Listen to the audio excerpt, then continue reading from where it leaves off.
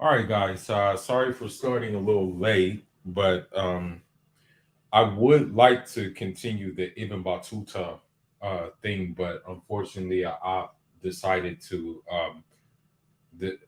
decided to basically block my page or flag the video and get the second video taken down. Um, so that's what happened. That happened with me, so I couldn't do the Ibn Battuta, the second part of the Ibn Battuta, or yeah, the second part of the Ibn Battuta video got eliminated, so I couldn't do it.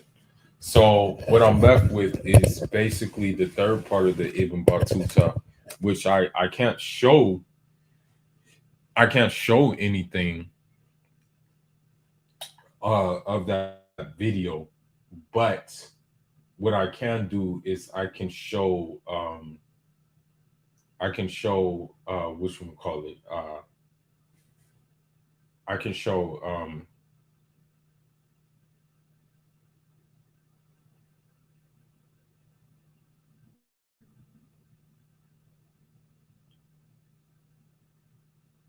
I can basically show like what your options are in regards to um in regards to like these women, but your options if you follow this are going to be few and far between, and you won't even have those options if you're in the United States.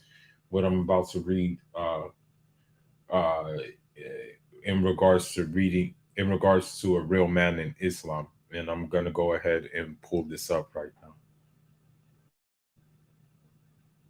Let me go ahead and find it. And if you catch the replay, just catch the replay. But I'm gonna go ahead and find this true manhood, uh masculinity in Islam. I'm gonna try to have a I'm gonna try to find this article because it was a real good article, and it had to do with a hadith that was said.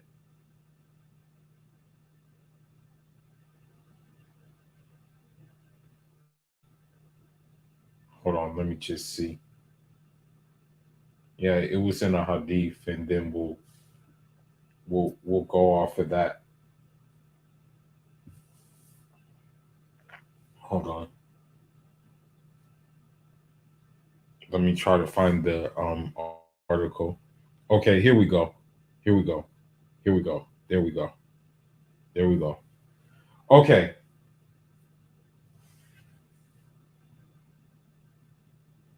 Okay, so Imam Malik rahmatullah alayh, but this can relate to everybody. It doesn't just relate to like Muslims. It can relate to everybody. As I said, this knowledge is kind of universal knowledge. So Imam Malik rahmatullah alayh said, the affairs of the latter part of this ummah will not be corrected except by that which corrected its first part. Um, so, um, there was a hadith, and this was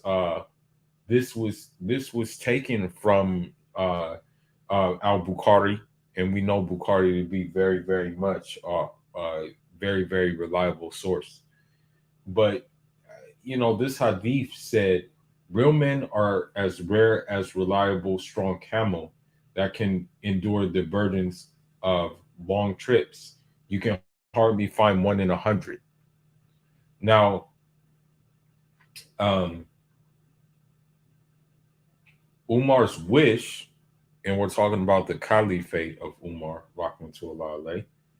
Um, Umar wanted to men like Abu Ubaidah ibn Jarrah, right? So, um, let's see.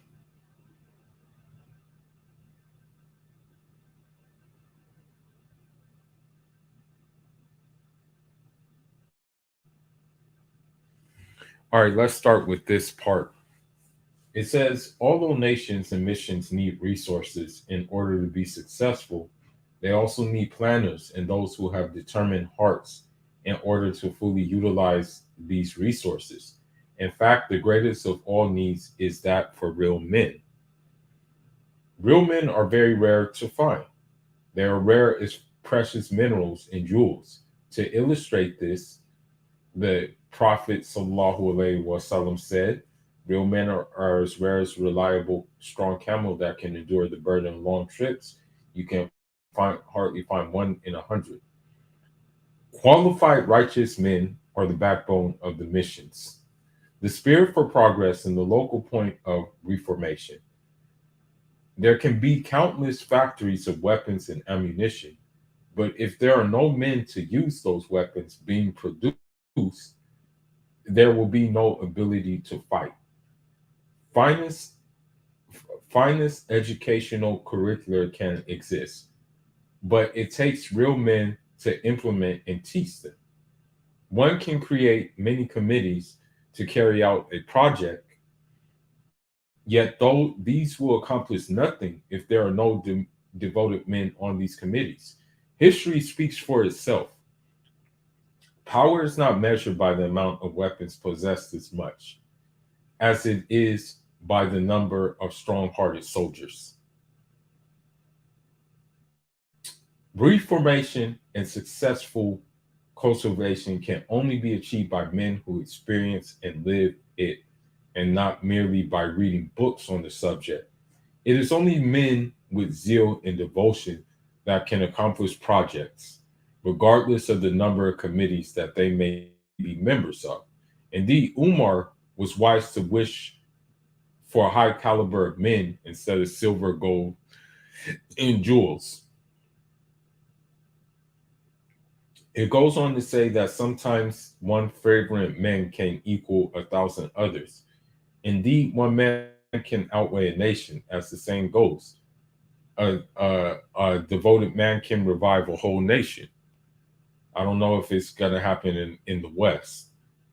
Um, in a military campaign, Khalid ibn al Walid, may Allah be pleased with him, surrounded Al Hira and requested supplies from Abu Bakr, may Allah be pleased with him, who only sent him Al Qara ibn Amr at Tamimi and said, an army having men like Al Qara will never be defeated. Abu Bakr, may Allah be pleased with him, also used to say, the mere voice of Al Qara, Kaka, in an army is better than 1,000 fighters. When Amir ibn al-As, may Allah be pleased with him, requested supplies from Umar, may Allah be pleased with him, during the Islamic conquest of Egypt, Umar, wrote, I have sent you the equivalent of 4,000 men, 4 men each of whom are equal to 1,000 others. And that was Al Zubair ibn al Awam, Al Mikdad ibn Amr, Ubada ibn al Samit, and Maslama ibn Maklad. Keep in mind, Ubaidah ibn al Samit was dark skinned as well. And so it says, "O Muslims, what type of men do we require? Is it anyone who with a mustache and beard? If so, then we already have too many. Real manhood is not determined by age. There are many 70-year-olds with the mentality and interests of 7-year-olds. They rejoice at ridiculous and insignificant events and are depressed and saddened by trivial matters. They are nothing but children trapped in the bodies of adults. On the other hand, you may find some youths whose speech, behavior, and intellect reflect maturity and manhood. Inshallah, we're going to keep on talking about this topic because they want to quiet it. They want to silence this topic down, but they're not going to silence anything over here. We're going to keep this thing going. That's for sure. We're going to keep this going. Absolutely. Umar ibn al-Khattab, may Allah be pleased with him, passed by a group of young boys playing. When they saw him, They all ran away except for one, Abdullah ibn al-Zubair, may Allah be pleased with him. Umar, may Allah be pleased with him, asked, why didn't you run along with your friends? He replied, O leaders of believers, I wasn't doing anything wrong in order to be afraid of you. And the road is not narrow, there's not enough room to pass. A young boy entered into um, a, a, a young a young boy entered into the place of one of the Umayyad caliphs to address him on behalf of his tribe. The caliph said, let an older man come forth to represent your people. The boy said, O leaders of the believers, if leadership was gained by virtue of age, then there would have been many others worthier than you for the caliph. There are fine examples of maturity despite tenderness of age, have um, many such examples throughout history. Manhood is not achieved by mere possession of big and strong bodies. Allah describes the hypocrites with that which translates, and when you see them, their bodies will please you. Wallahi adin. Wallahi adin. Wallahi ladhi la ilaha illa huwa hayyu qayyum la takaduru sinatu wala nom. What do we see with modern women? Okay, we see modern women. Yeah, their bodies please us, but they're worthless as hollows, pieces of timber propped up, unable to stand on their own. They think that every cry is against them. Bingo. This explains like modern women in a nutshell. And this is what you will call it. And this is Allah speaking.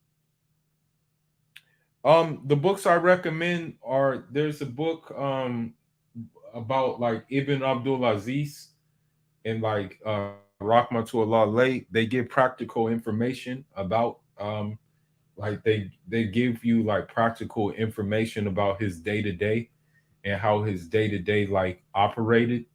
I also recommend the book by Khalid ibn al Walid. There's the book called The Sword of Allah by Khalid that has that has you know, some good things in it. Khalid ibn Walid. And also there's a book. I think any book with Imam Shamil, Rahmatullah alayhi, is a good example of like man and handling business. Now, in an authentic hadith, the Prophet ﷺ said, "The sinful man, the sinful man who has huge in size in this life, will not even weight the weight of a mosquito on the day of judgment." And then he recited, "And we will not assign to them on the day of resurrection any weight." Abdullah ibn Masud rahmatullah alayhi was a frail man. One day his legs became uncovered, revealing how thin they were. Some of the Sahaba saw this and laughed. Thereupon the Prophet sallallahu alaihi wasallam said, "You may laugh about his thin legs, but I swear by him in whose hand my soul is, they will be heavier than Mount Uhud on the scales of on the scales." The day of judgment. Real manhood is not attained by virtue of age, physical structure, wealth, or position.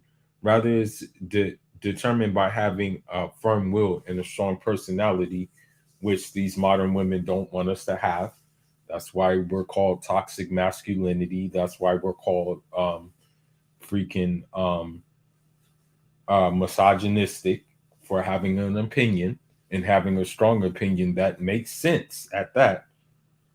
Um, Such characteristics would make you okay. Okay, and so they would elevate a person's character so that they will only concern themselves with important issues and stay away from frivolities and trivial matters. Such characteristics would make someone mature despite their youth. It would make them content despite their poverty, strong enough to offer others what they have been before have before asking others for what they have, mature enough to fulfill their duties before their rights, and acutely aware of responsibility that they have towards themselves, their Lord, their household, their religion, the Muslim Ummah. In short, a real manhood is about reaching high levels of morals, manners, and integrity, which is not promoted here, unfortunately. As a matter of fact, if you're seen as if you have less integrity, it's unfortunate that you'll get farther with like Muslim women in the West and non-Muslim women in the West. The best thing which a government can do is for its citizens is to do whatever it can with all means, its disposal to raise a generation with these characteristics. What is the West raising? Trannies. Trannies. The West is raising 98Ys, transgenders. It's sad to say it. I'm just going to say it, but even on Clubhouse, I never thought I would hear the life of day, but it's gotten so bad that you have transgenders in Saudi Arabia. That's how bad it's gotten. That's how bad it's spread. Where you have the house, the birth of Islam. You have transgenders. The birth of Islam, the place where Islam started. You have transgenders. Now let's see. Let's read some more. A generation that possesses real manhood and righteousness can only be generated through culture on firm belief in strong morals and sound Islamically based customs.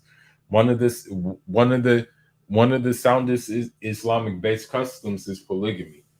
That's a sound um that's a sound that's a sound based custom.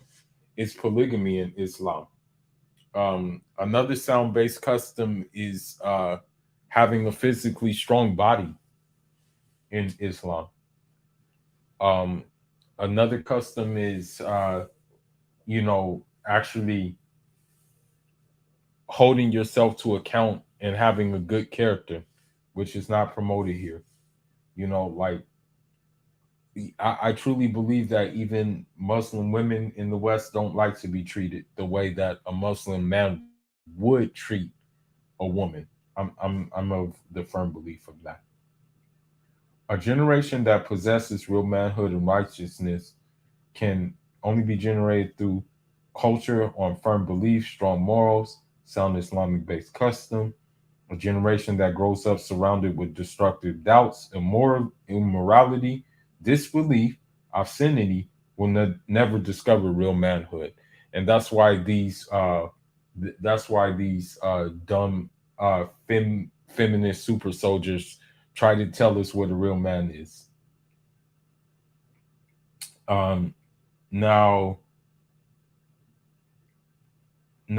just as plants will never grow without water, light, and air, the world did not see real manhood in its finest and definite form except in the unique generation that was nurtured by the great prophet, alayhi salatu salam.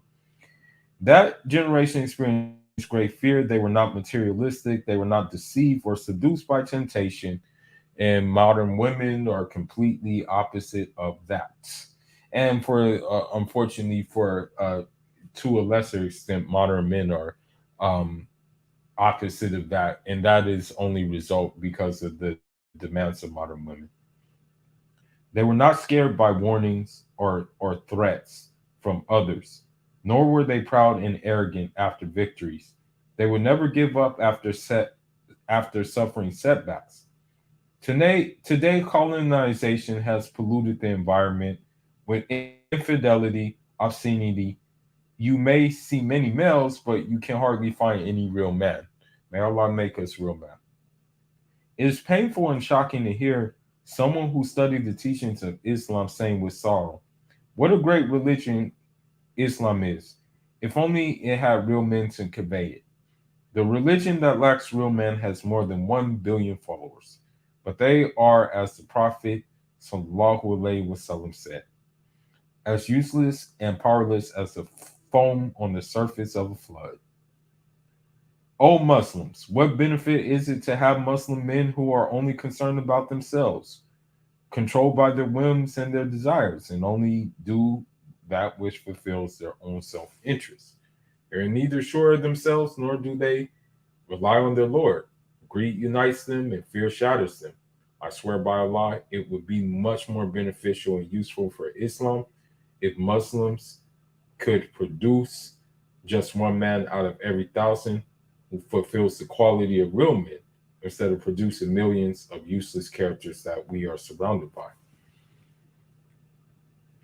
On Muslim, if a person is blessed by Allah to have firm faith in addition to fulfilling the qualities of manhood, then he can rescue a situation alone. For example, the story of Musa, peace be upon him, when he killed the Kipti, Allah says, a man came from the farthest end of the city. Also in the story, people village. His firmness and faith did not feel lonely, vulnerable, the only believer with his family. Okay, let me see.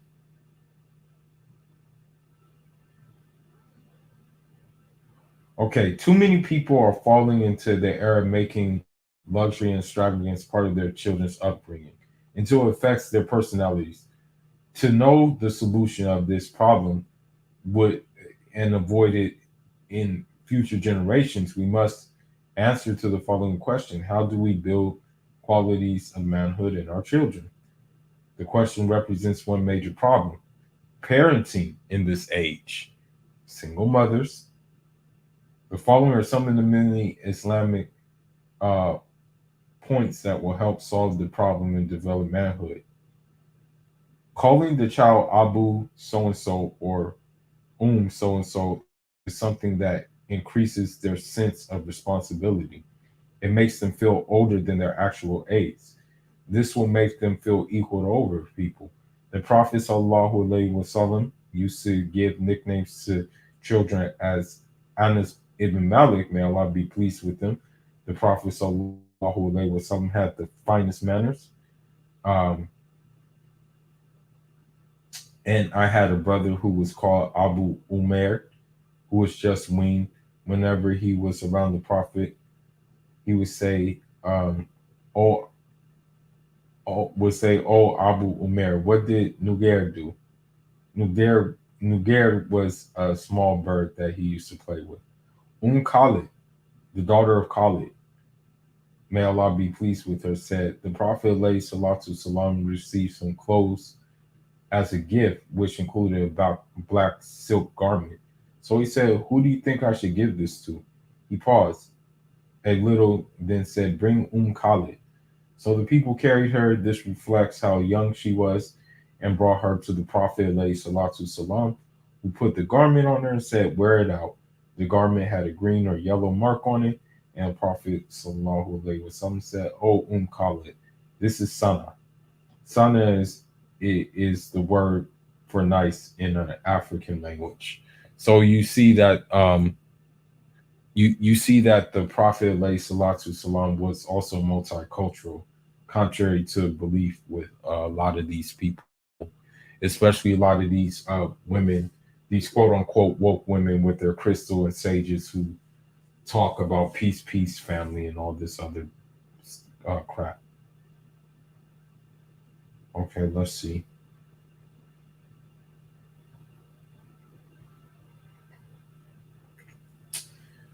So another thing it says is teaching children manly sports like swimming, horse riding, and shooting. Abu Umayma ibn Sals, may Allah be pleased with him, said Umar ibn al-Khattab, may Allah be pleased with him, um, wrote to Abu Ubaidah ibn Jarrah, may Allah be pleased with him, teach your children um, teach your children to how to swim. Avoid things that will soften them up or make them resemble females, like music, dancing, wearing silk or gold, or anything else that's feminine. Now it depends on what type of music, but I agree with the other things for sure. Taking and valuing their opinions. Okay. By giving them courage, by having them deliver speeches. I get that. Attach great importance to chastity and decency, and avoiding fashionable clothes, stylish haircuts, and modern mannerisms. That's going to be a hard one because unfortunately, a lot of these, that's why a lot of women are the way they are right now, and a lot of men and a lot of boys are the way they are right now is because they're trying to keep up with the fashions like Yeezys and stuff like that. And me, I'm just an old school type young dude. Like, give me some Adidas tracksuits, some Puma tracksuits. Give me things like those. Give me things. Give me brands that are not popular that I can support. Give me a brand that's like give me a brand that's like a street brand that's nobody heard of so I can support it. Keeping them away from luxury, laziness, and unnecessary rest and idleness. Umar said something very telling. Umar said, toughen up. Luxury does not last forever, you know? So when we hear these things, let me go get something to drink real quick. I'll be back.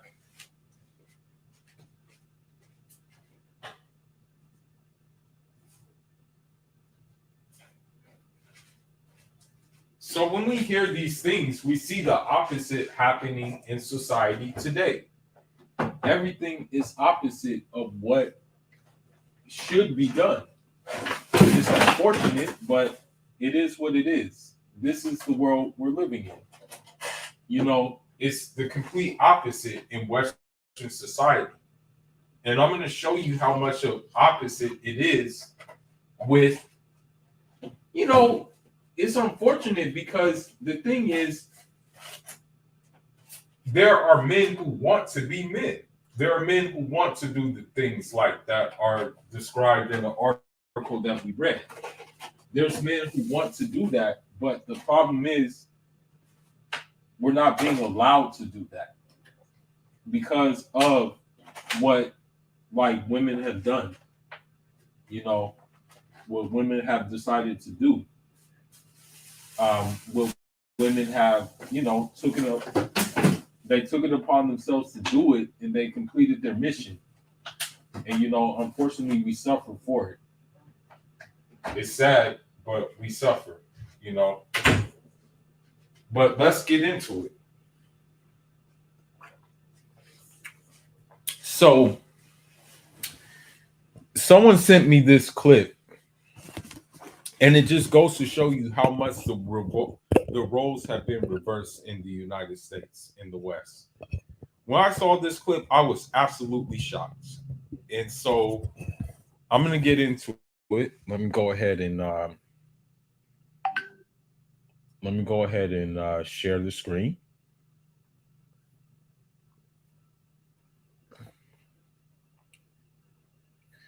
Okay, so we share the screen. Okay, so let me go ahead and look at it. Um,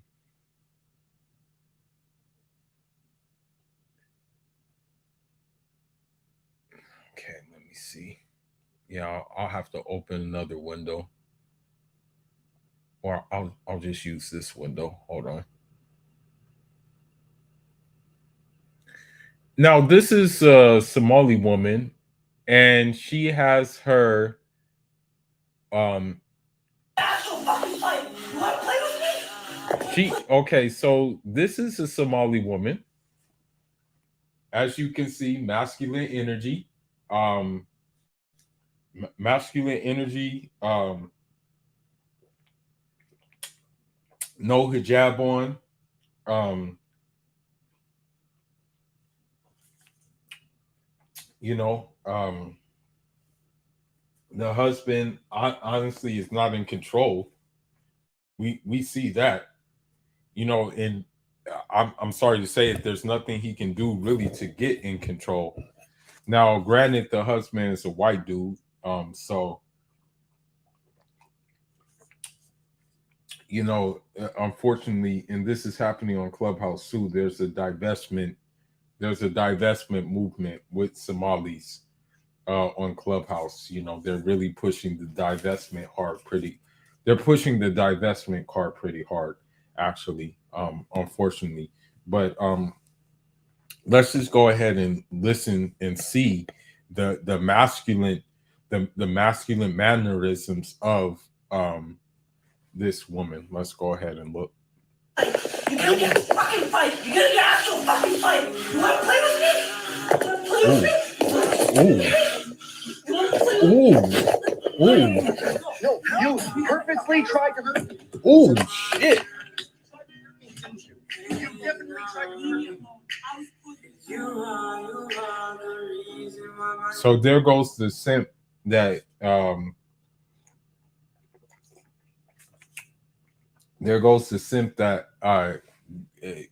experienced the damage. When I tell you to leave me alone, leave me alone. Because what I mean by leave me alone means I'm starting to get angry and I want to fight. And when I get really angry, I'm gonna get physical. That is your fault. That is your problem. Oh shit! Oh shit! You wanna fight, motherfucker? You see what I'm saying? Oh shit! Yo! Oh shit! Yeah, I know this is nothing to laugh at, but this is what happens when you don't have real men. Because I'm okay. Let's say something. I'm gonna say something. This wouldn't have happened under my watch because I would have laid boundaries down before the marriage was even established. And I'm wondering, like, how this marriage was established. Did she get permission from her parents to marry this dude?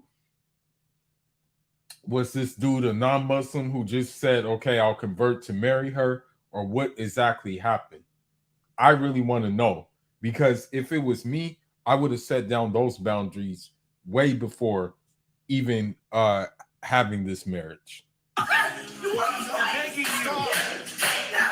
Please. Come here. You want to fight? You want to get angry? Come here right now. I beg you, Uncle, please stop. I beg you, stop. I beg you. That's not going to work, fool. You think that's going to work? I beg you, stop. Come here. Come here. Please stop. Please stop.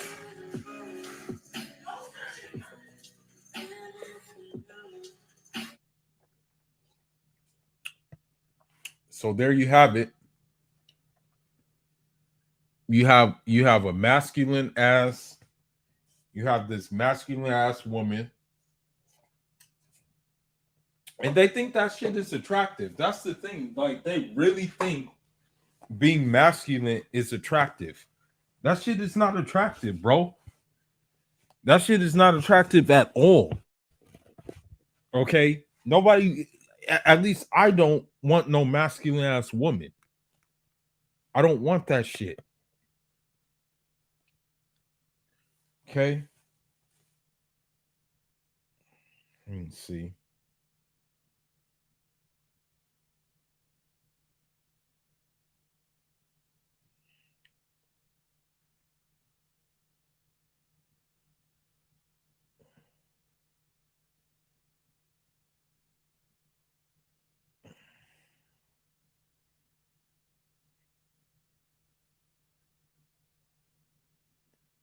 You have a clubhouse room called Married Women Equal Single Moms. Wow.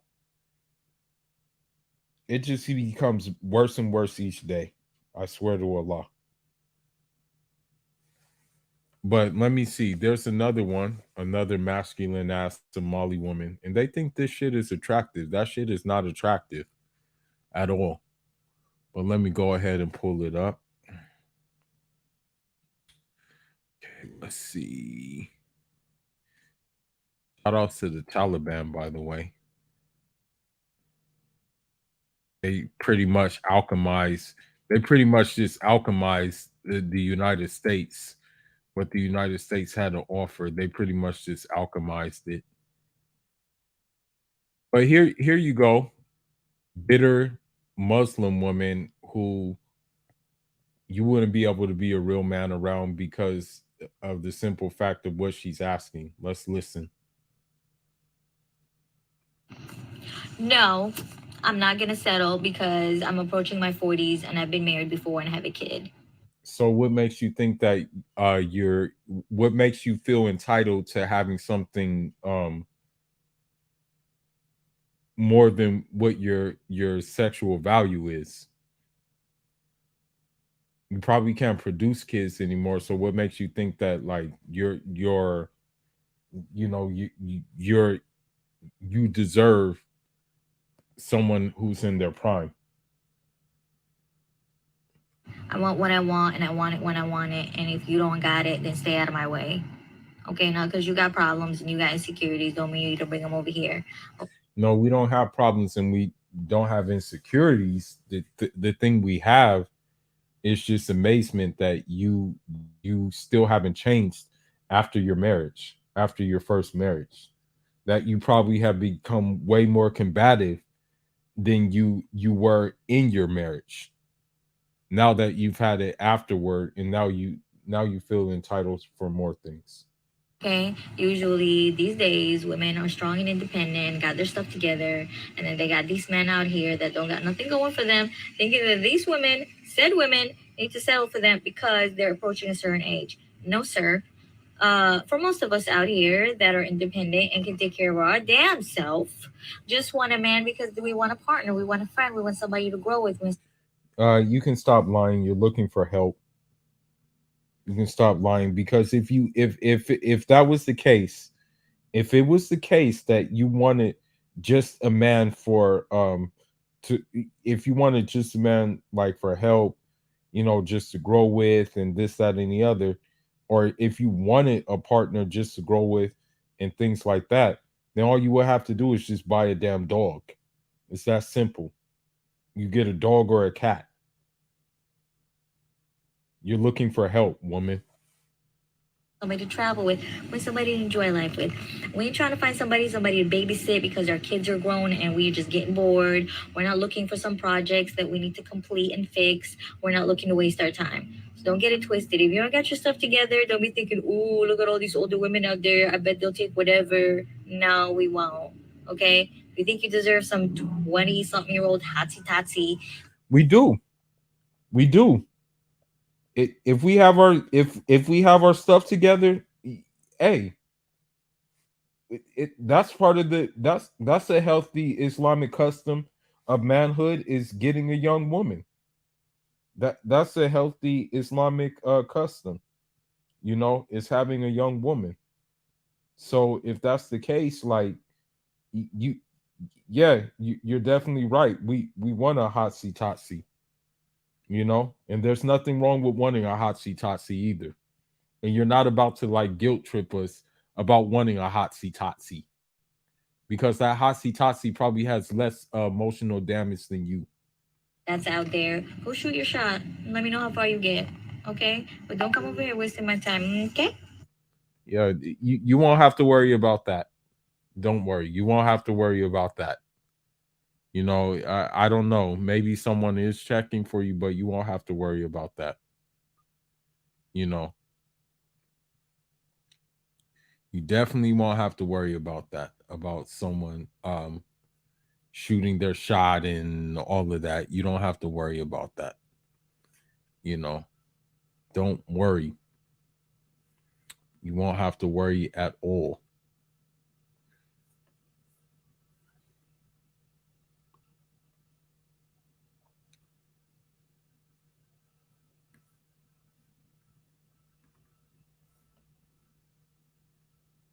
Talking about hotsy totsy. Yeah. And your point. All right. And here's another thing that let's listen to this. and many people don't like this music, but this goes back to the chastity thing that I think we may have to implement because of what's happening. This brother, his delivery, I'm not going to say anything about his delivery, but I mean, it is what it is. But let's listen.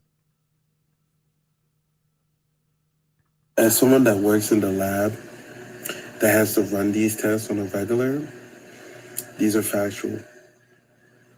These are factual. And the crazy part is this. This is the crazy part. It's not the men's. It's not the men's. That's the crazy part for me. It's not the men's. 9 times out of 10, when I get a positive chlamydia, it's the women. Right? Now, the syphilis and HIV, that's going crazy right now. Nuts. I want people to, whoever catches this replay, I want you to keep something in mind. Women by default usually are gonna have more access to men in terms of like in terms of sex.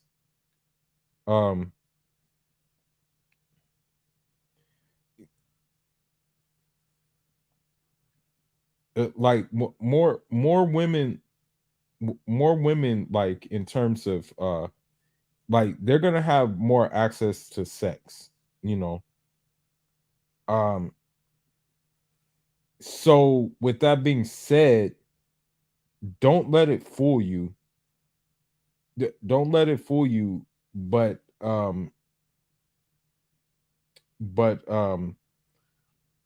like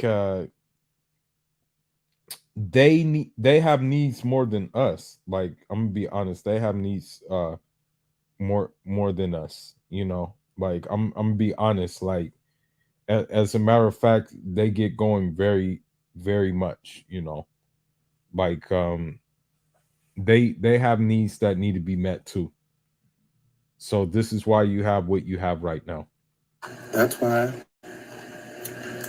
get a good girl, settle down. It's not going to happen in the West, but we get your message. And marry her. Find a good man who is going to give you what you like. Marry him. Because this is what the street looks like. This is what the streets, they cold. They can street only care about the street. When they want to do hot girl summer, hot boy summer, city boys are up, city girls are down. This is what y'all getting. This right here. And this is 2021. We haven't even got the report for 2022 yet. And that might end up being double. It is, and we're going to show that. As a matter of fact, we're going to get into that because someone else posted a video about what's happening. We're going to get into it. From what I'm seeing,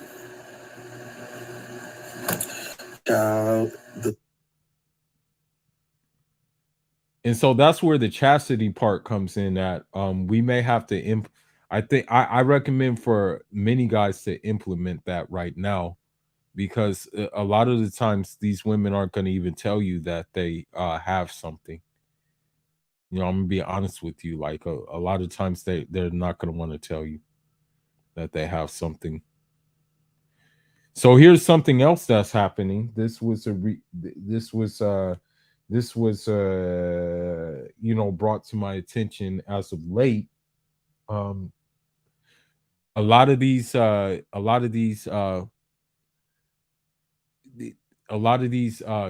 which one call this are into sodomy too. The thing that the thing that destroyed the people of Lut, they're into that a lot. So let's hear what this woman says. So I had a rather alarming conversation with a friend the other day. She works with a lot of sexual health nurses who are reporting a really big increase, an alarming increase in the amount of young girls, teenagers, sort of 14, 15, 16-year-old girls, going to the clinic with tears in their nether regions because there is an expectation at the moment that girls should consent to anus intimacy. I don't know. Sodomy, basically sodomy. That's what they say that they should get into is sodomy. So you know, we know that as Muslims that's prohibited. We don't do that, you know. We kind of we know not to travel down that road, but the non-Muslim of course is going to you know you know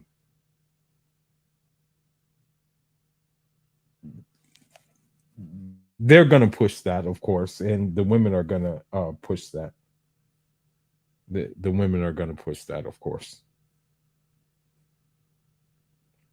What you're allowed to say on it. Guess it's because everybody has access to corn these days, so they see these practices and think it's normal.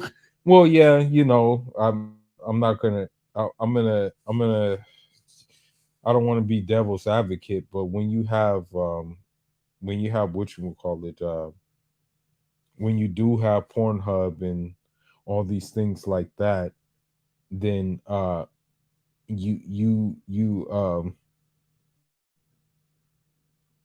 know you I mean, it's sad to say it, but some people tend to like really like that kind of stuff, and you know, they want to like life imitates art, although that shit ain't real, they still follow along.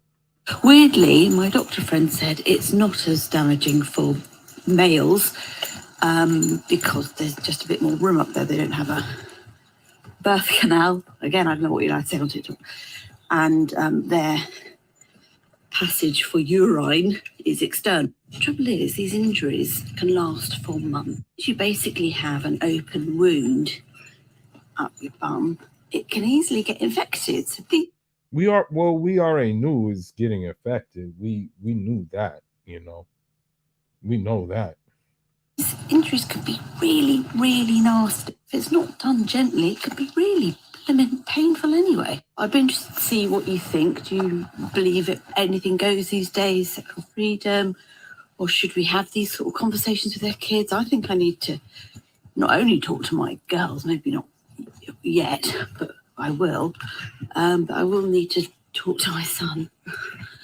Or maybe I'll get my husband to do it. But Well, at least she had, you know, at least she has her family together. You know, at least she has her family together. That's the good news. You know, you know, so the family can talk to, you know, one another about this situation. But in the black community, or you know, in the West, or in general, I don't think that, you know, this conversation could be had, you know, with them. morning about what is reasonable and what could be dangerous for the person that they're with. Anyway, drop me a comment. Sorry, not what we're expecting on a Friday morning. Okay. So with this being said, with this being said, you have to ask yourself this question then. I think it's gotten to a point where modern women basically are so sexually numb that they can't even get pleasure in the regular ways, so to say.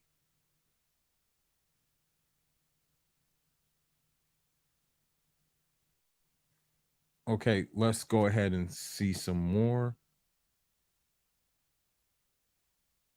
Because of lack of manhood, you have things, you see shit like this on TikTok. May Allah protect us from this craziness. Okay, guys, all the Muslims on my page keep talking about a place called Jahannam.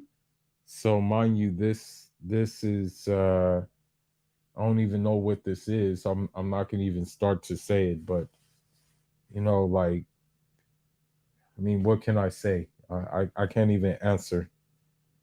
I can't even answer, you know, so, you know.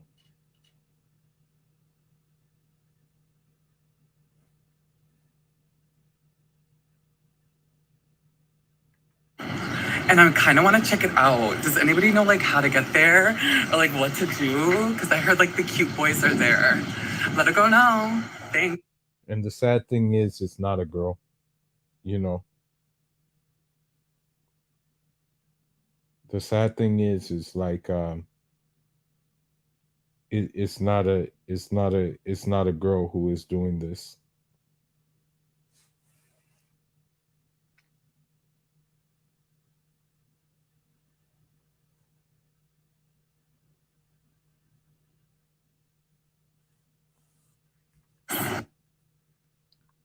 That's what it's become. And you know, it's sad that, you know, you have Muslim women who actually support that. You know, you have these Muslim women who actually support what I just showed. You know, it's sad but true, man. It's very sad but true, man. And then when someone like me comes along and says, "Yo, wait a minute, what the hell are you guys doing?" I'm labeled as the misogynist. I'm labeled as the chauvinist pig. Let's go ahead and see something else that was actually done too. Here's a Keisha who was pretty upset at couple of things. Let's see how upset she was. Right? You can't look on your kids, right? Pay for a new ID. Clean that shit up now. 'Cause like I said, I asked for fucking help, right? I asked for fucking help. I asked for fucking help. And so she's tripping off and not being helped. Like she's destroying a store for not being helped, and all she needed to do was go. All she needed to do is um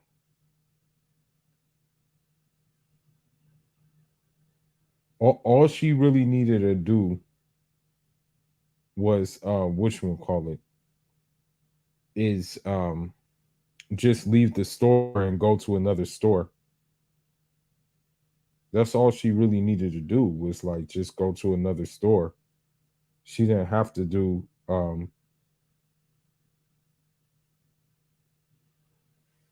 she didn't have to do all this, but she did it anyway.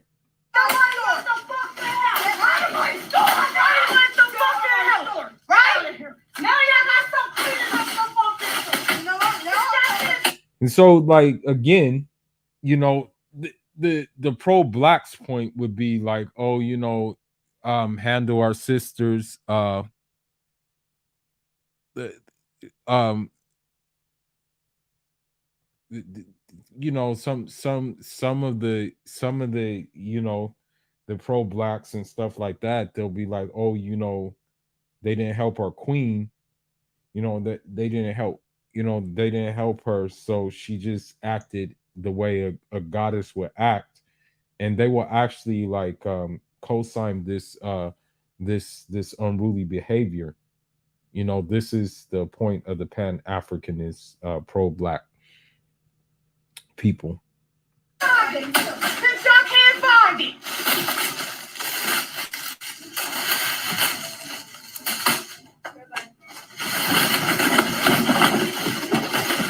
So, you know, one thing that needs to be said too, one thing that needs to be said, one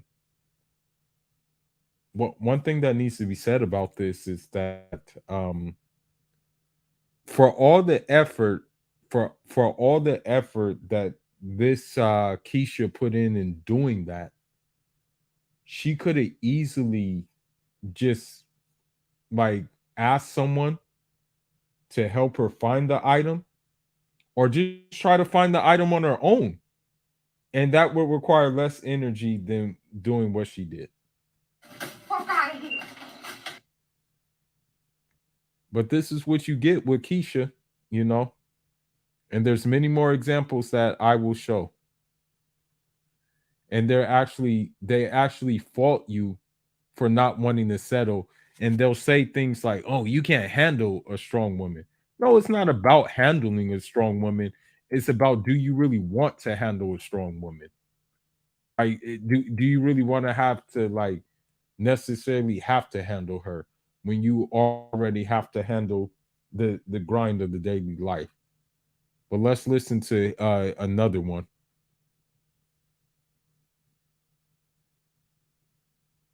Introducing older gentlemen so that they will put me in their will.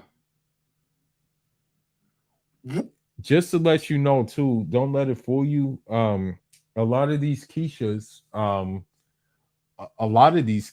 and unfortunately some Muslim women have fell into this too, but a lot of these Keishas have sponsors, and a lot of their sponsors, if you see them, they're not going to really necessarily look like your typical sponsor. As you see here, her sponsor is dudes who probably need Viagra. Well, let's go ahead and look. Will. What? Wait a minute. This one on the hand though. Sir, is that an IV in your arm? What is going on here? If you want a man like this, with pockets like this, then listen carefully. First, you must be 18 years or older. I'm gonna need. So this is what needs to be said. Like these sugar babies or whatever, they'll say, oh, you know what? Like he just gives me money. I don't have to do anything or anything like that. No, that's not the truth. Just let you know they're getting ran through like newborns get ran through with wipes. Okay. That's just what it is. You know, don't let it fool you. They have to do these things. They have to do these things. So just don't let it fool you that they'll say they don't have to do them, but they are doing them. Okay, they're giving all types of favors to these guys. Just to let you know. You to open up your Tinder app, go to settings, scroll all the way down to age preference, and put that bit up to 30 and over. Just gotta love what the internet is doing nowadays for men everywhere all across the world. Because again, it used to be that men were the trashed ones. But now we get to see all the participants in 4K on everyone's timeline. Yeah, it's mostly women that are the trash ones, modern women. Okay, let's see.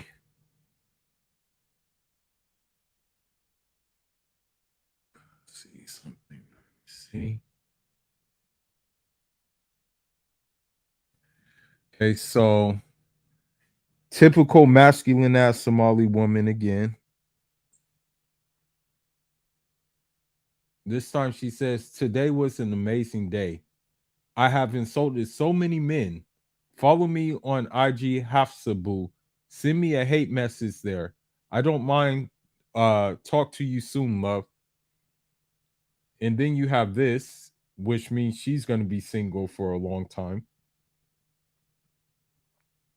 Here we go. Why are you letting your husband pick the name of your child that you carried for 9 months?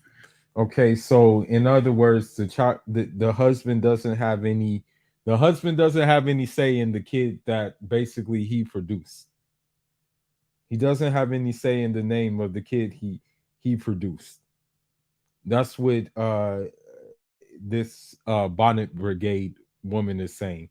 You see how they copy the non-Muslim Western woman so much, down to the bonnet even.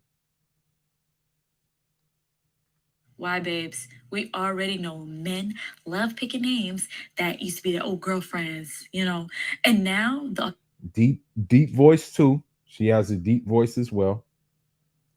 Deep voice. Audacity, they would literally don't let that man name that child. Don't. Okay. Then you masculine energy as well. You hear the don't. You hear that, right?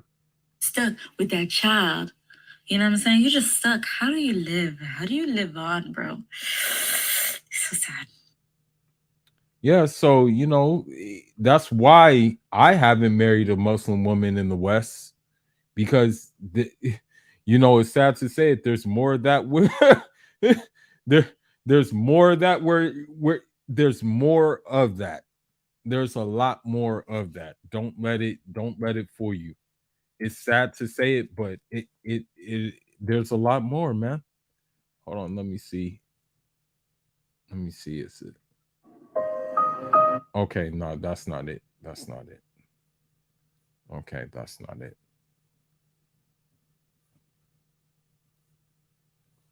That's actually an edit I did of Gaddafi, Rahmatullah alayh. But there was something else that showed how masculine these women are.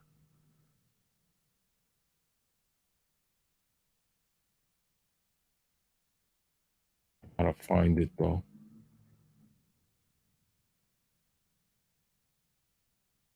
I hella stuff that I wanted to show, but like sometimes I be getting caught up in lives, so I can't really show it like the way I want to.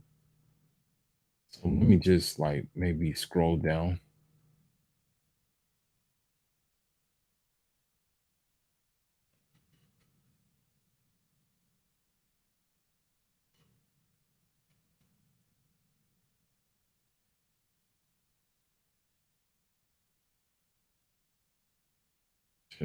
I'm just gonna start off from the top. See if I can find it. I got hella pictures and stuff like that.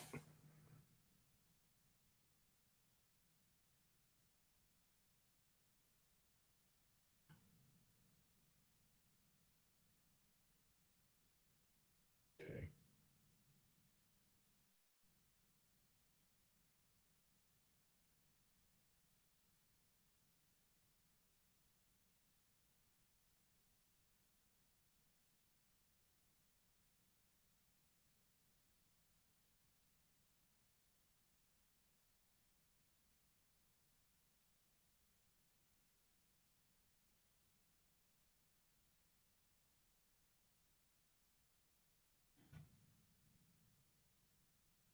Let's see.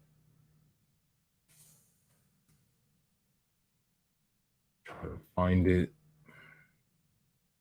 Now I got some more videos.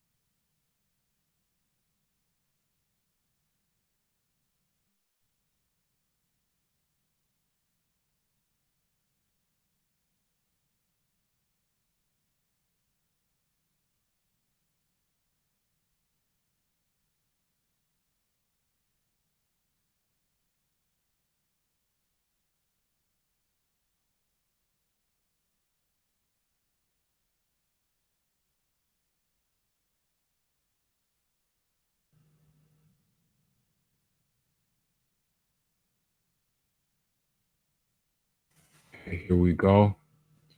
Two Keishas doing what they usually do.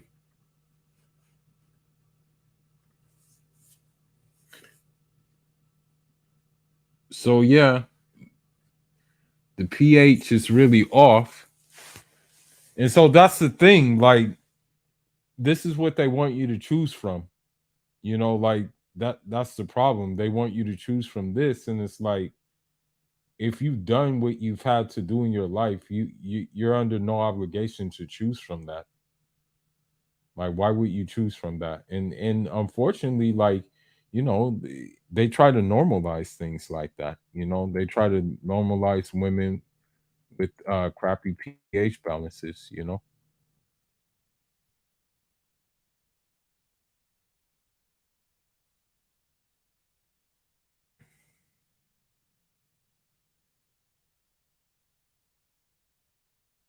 Okay, let's see. Then you have this extreme. As a man, you should be able to afford this bill. And the bill is $6,200, $6,228. That's how much the bill is. Basically, someone's salary is the bill. Now, you have the other extreme where simps have gotten to a point where they do things like what this woman is about to say. How much money is in your bank account? $60K. All right. What do you do for work? I upload my fee on Fee Finder. So this woman just said basically she just sends feet pics. She says she sends feet pics, and like that basically like made her bankroll $60,000. But again, it's not really her fault. It's the men who pay for those things. That's the fault. That means like there's no real men, because real men is not going to pay for feet pictures. Like that's just the thing. Like a real man's not going to pay for feet pictures. They're not going to do that shit. How much money is in your bank account? Like 12,700. Oh, all right. What do you do for work? I just have multiple sugar daddies and stuff. So she's telling you basically that, like, so you have to like really ask yourself, am I really bashing women when I'm just simply showing you what they say? And if I'm showing you it's coming straight out of the horse's mouth, like how is that me bashing a woman when it's coming straight out of the horse's mouth? I'm showing you what they're doing. But people try to flag this page and say that I was speaking on some hate speech or stuff like that. How is it hate speech? Well, I'm simply showing you what these women are about. How is it hate speech? This is education. That's all it is. Pay you like that? They pay me good. Hop on. How much money is in your... Okay, so it looks like that was it. So 1 cent feet pics, and the other one had sugar daddies, as she said. Let's see what else we got.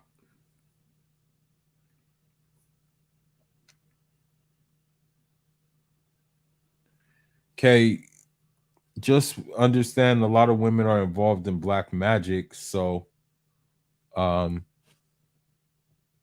be aware of that.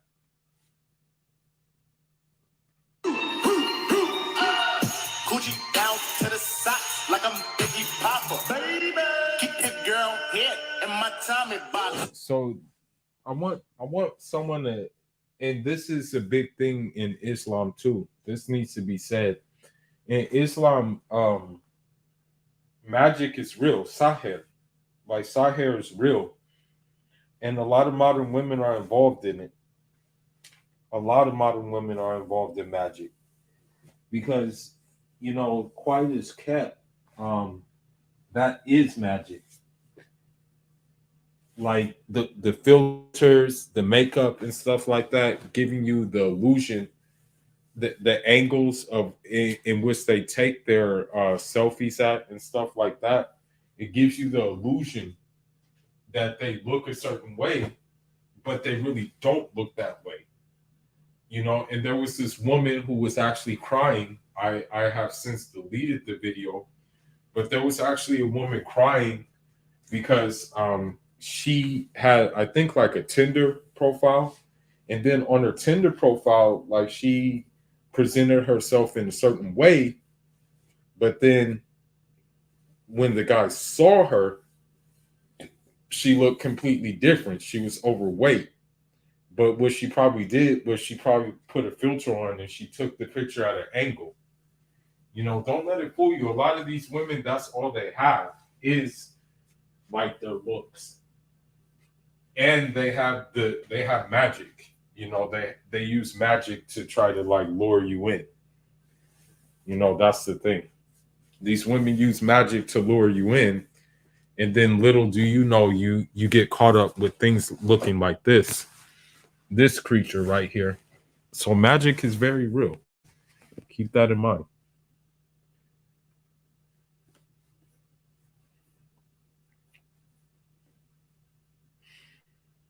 Let's see what else we have.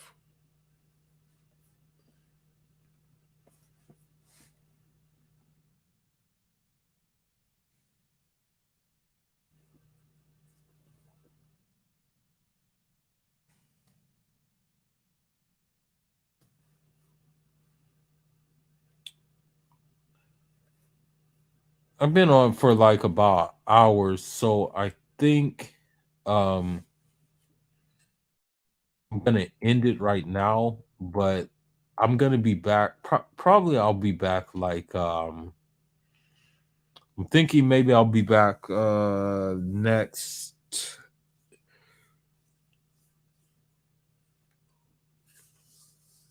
maybe like next week. Or maybe I'll do one tomorrow. I may do a show tomorrow. Yeah, I think I'll do a show tomorrow. As a matter of fact, I'll find time and I'll do a show tomorrow. But with that being said, Fool is signing out. Oh, what's the Islamic Oasis channel? I didn't know you were still there because it's showing me 0 viewership on here. Yeah, you can just send them tomorrow. Actually, we can review them tonight if you want. I still got time. If you want to review, if you want to review it tonight, we can. You know, I'm actually able to do it right now. So if you want to send the videos, we can review them. But if you want to wait until tomorrow, we can wait until tomorrow as well. Just let me know. Because the thing is, I'm like, I don't mind, like, even if there's just one person in the room, as long as that one person benefits, as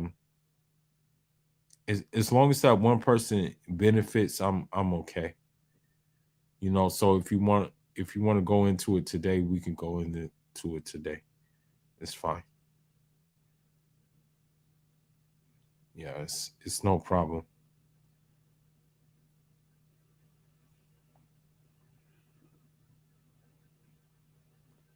Institution of Repression is the episode. Okay, let's look at it. Let's see.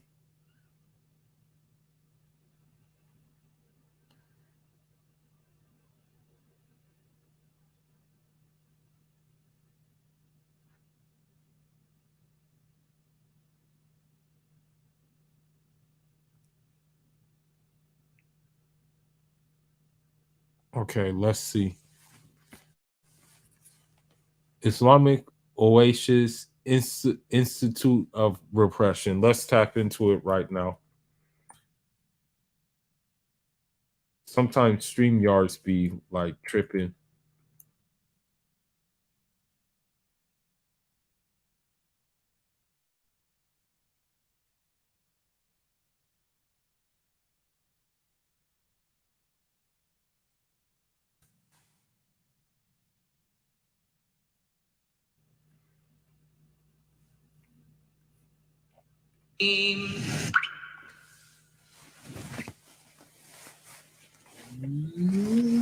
اطلب العلم أخي فهو درب به نور به ترقى به تحيا عالما حرا فخور اطلب العلم أخي فهو درب به نور به ترقى به تحيا عالما حرا فخور اطلب العلم أخي فهو درب به نور به ترقى به تحيا عالما حرا فخور سل إماما عاش في العلم دهورا ودهور يطلب العلم ببذل حتى ضمته البحور سل إماما عاش في العلم دهورا ودهور يطلب العلم ببذل حتى ضمته البحور صابرا في العلم صبرا حتى سموه الصبور يخرج العلم بفأل مثل ريحان I wonder if modern women got that quote, hold yourselves accountable before you are held accountable.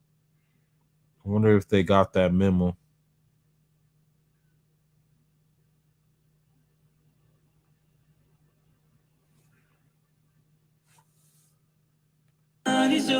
صابرا في العلم صبرا حتى سموه الصبور يخرج العلم بفضل مثل ريحان زهور اطلب العلم أخي فهو درب به نور به ترقى به تحيا عالما حرا فخور اطلب العلم أخي فهو درب به نور به ترقى به تحيا عالما حرا فخور كن إذا سموك اسما لتكن مثل الحضور كن رفيقا كن عظيما كن كما تلك الصقور كن إذا سموك اسما لتكن مثل الحضور كن رفيقا كن عظيما كن كما تلك الصقور راقيا بالعلم نحو النجم مزدان شكور رافضا كل التدني رافضا نفس الغرور اطلب العلم أخي فهو درب به نور به ترقى به تحيا عالما حرا فخور اطلب العلم أخي فهو درب به نور به ترقى به تحيا عالما حرا فخور ابن مسعود فقيه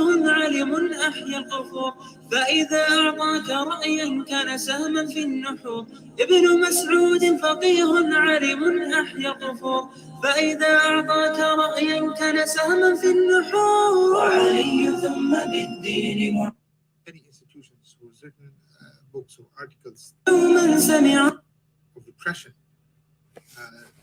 that is taking place with us here in the US. This could be applied to any community, and it does apply. It does apply to almost any community that we're talking about, inshallah. So again, to discuss this, we have Imam Tariq, someone who we've had on this show before, who has worked with many institutions, who has written books or articles discussing all of these matters in detail. And today we will do the same, discussing institutions of repression with Imam Tariq. Imam Tariq, welcome to Islamic Courses Live. Alhamdulillah. Assalamu alaikum. Wa alaikum assalam wa rahmatullah. How are you doing, akhi? Inshallah khair. I'm great, brother. May Allah. I'm always grateful to Allah for allowing me this opportunity and to be here once again for you guys to invite me. Wallah barakallah feek, Sheikh, and we will continue to invite, inshallah, as long as there's khair, and we are used for this khair, inshallah. Sheikh, to go right to the discussion, you have worked with many institutions in the US. You know, and you've worked with youth, you've worked with, and I'm sure you understand the effects of institutions on communities or on society in general. When you say institutions, can you define institutions? Yes, first, Bismillah ar-Rahman ar-Rahim. إن الحمد لله نحمده ونستعينه ونستغفره ونعوذ بالله من شرور أنفسنا ومن سيئات أعمالنا يهده الله فلا مضل له ومن يضلل فلا هادي له أشهد أن لا إله إلا الله وحده لا شريك له وأشهد أن محمدا عبده ورسوله صلى الله عليه وسلم. So alhamdulillah, brother, this is a very important topic. The way we can understand institutions, well, today is the modern term, institutions. But Allah mentions in the Quran, وَكَذَلِكَ جَعَلْنَا فِي كُلِّ قَرْيَةٍ أَكَابِرَ مُجْرِمِيهَا يَمْكُرُهُ فِيهَا. Allah says He has set up in every town criminals, a criminal element, institutions, and we can always use Fir'aun as one of the major institutions that was repressive. Well, I guess you can say that, like, we do have like institutions that are like criminal. I guess you can say the U.S. Government is like a criminal institution in a certain way because of like the things that they're pushing. I guess in a way that falls into a criminal element. the social, the judicial system, the judicial system of the United States can maybe also be considered like a criminal element too.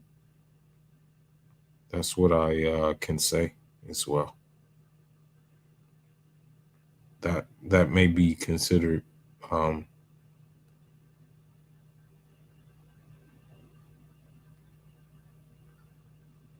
like a criminal element over his kingdom and over the Bani Israel. These institutions today, like correctional facilities, which really don't correct anything, and they use these titles as, you know, hospitals, which I work in now. Institutions defined by them, it seems to be that they're there to help individuals with their mental or education and things of that nature, that it appears on the surface that is helping individuals get well.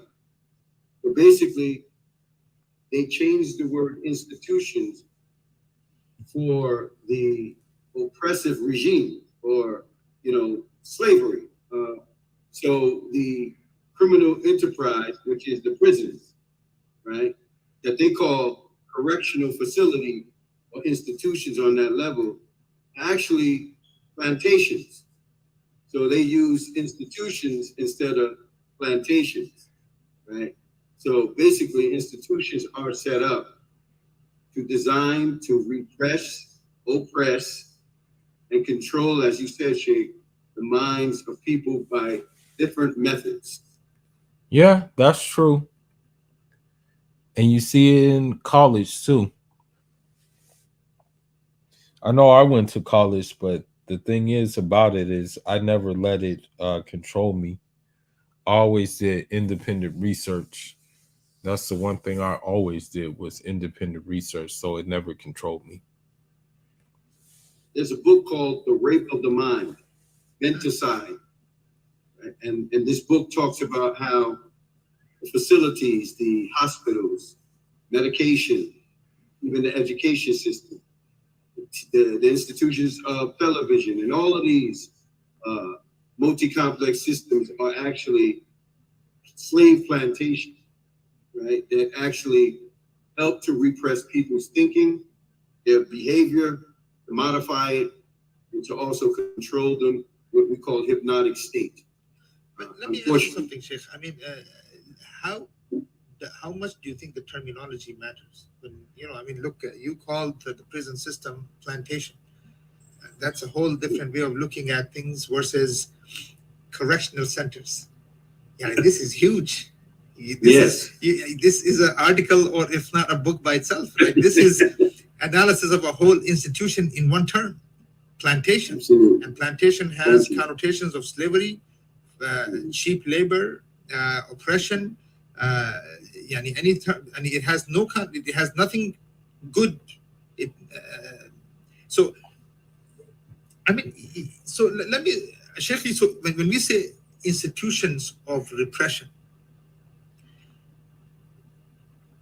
is this also because human mind is so gullible and is so easily tameable? Absolutely. Changing words, you know, like the society does. They use words like the criminal justice system, when the criminal justice system is actually the plantation, right? It is to make people believe that it's for justice, right, and things of that nature. But this institution of repression is hidden by professional terminologies. They call them, you know, PhD doctors.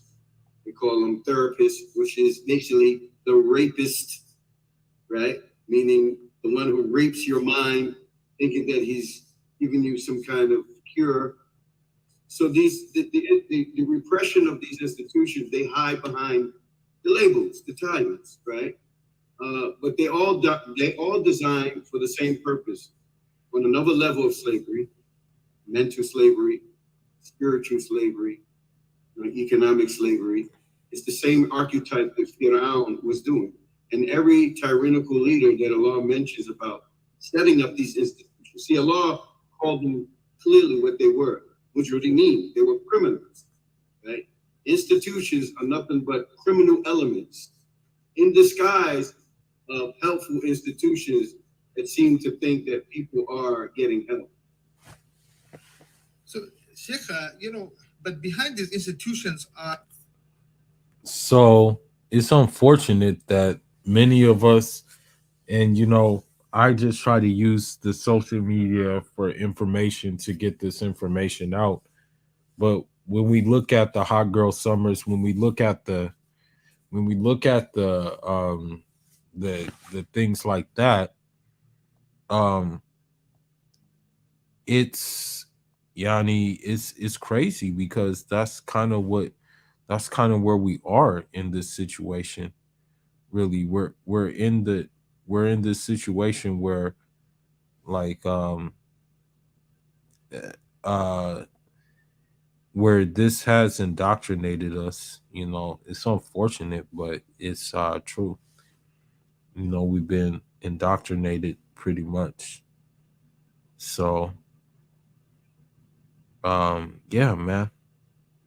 But I've tried to make it a point that I'm not indoctrinated, that I hold this line,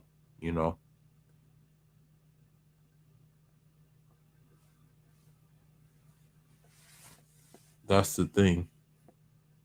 But let's continue on.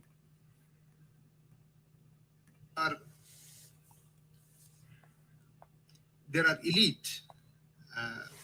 Allah Azza wa Jal mentions, even when we talk about Fir'aun, Muqal al-Mala, it's always there, and there's always those people who justified, legitimized the repression. Yes. Or oppression. So can you get into that? How, for instance, go ahead. First, what do you think? Who are the people behind this, Akhi? How, and what are their interests when we say that, look, you have thousands of, let's say in this case, black youth in jails. But so whose interest and who benefits and who are these mala in this case? And see, that's a great question, Sheikh. So in Surah Al-Qasas, you see where the established evidence towards what you're talking about. Inna Fir'auna ala fil ardi wa ja'ala ahlaha shi'an yastadifu ta'ifu minhum. Right? Wa yudhabbihu abna'ahum. Look, the criminal element always establish themselves. They always make themselves dominant in the land. They claim authority first. They set themselves up as the leading authorities. These individuals that you're talking about today are corporations. They have all kinds of names. People call the Illuminati, secret societies, the Masons and things of that nature. They got different names for it, but the Prophet ﷺ said, it's just one. But they all manifest their evil and transgressions with different titles. They have the Rothschild families, the Bilderbergers, the Gettys, the Bush, and many other family names that they hide behind foundations. The Ford Foundation, Getty, Texaco, all of these individuals, Owen, Raytheon, all of these are the entities that have the interest. The beneficiaries are always the individuals who set themselves up as the major authority, right? And so that's how they get the grip over the people. They start controlling the institutions by placing people in position, right? And so these are the new Fir'aun, and you can see them, and they call themselves presidents, popes, religious leaders, priests, and all these names that they hide behind. In Rome, you can see that the John Pope, these are the guys that basically are the ones who have great interest in controlling the world. Guys like Zbigniew Brzezinski back then, Carl Rogers, and all these other guys who basically have been working behind the scenes, So they work just like the pyramid, family corporations, they operate on this level. And again, they set themselves up as the Malala, as you mentioned, and they use these institutions and hide behind these institutions in a way of mental slavery, psychological slavery, right? It's not so clear, right? It's in disguise of basically, again, those terminologies they use for hospitals, colleges and universities. Let me from what you're saying, let me look. There is a scenario that's going on, and there was a discussion that's been going on in different groups here, especially with, I don't know if you know what's happening in India. So India is supposed to be a democracy, right? So obviously all the institutions are all democratic institutions. Now India is obviously doing everything it can to oppress and suppress its Muslim community, right? The minority that lives there. The Muslims here are doing, for them, the only solution that they can find is that they think that this democracy, the American democracy, can now protect the Muslims there. American democracy has not protected anybody anywhere at all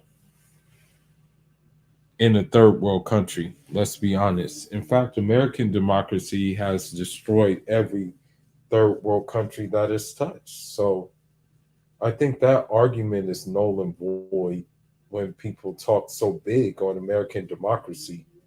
When you look at what American democracy did to Libya, you look at what American democracy did to Iraq, you look at what American democracy did to all these places. So that point is like null and void. Anywhere American democracy touches, that place is destroyed, basically.